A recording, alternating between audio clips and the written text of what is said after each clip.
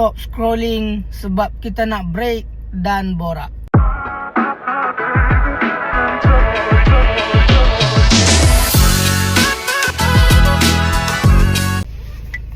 Hai, Assalamualaikum. Saya tertarik dengan satu perkongsian jawapan daripada YB Datuk Ustaz Idris Haji Ahmad apabila ditanya tentang adakah Islam itu PAS dan PAS itu Islam.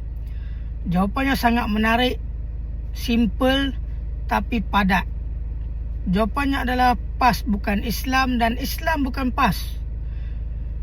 PAS hanyalah sebagai salah satu wadah, salah satu alat ataupun kenderaan untuk kita berjuang menegakkan Islam di negara kita ini.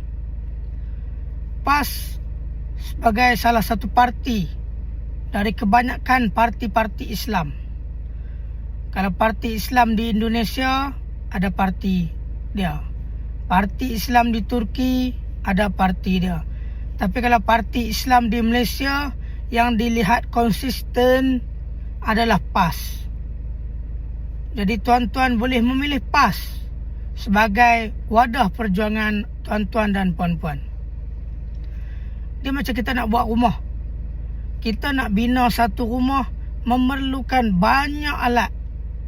Dan PAS adalah salah satu alat yang mana akan terdirinya rumah yang sejahtera.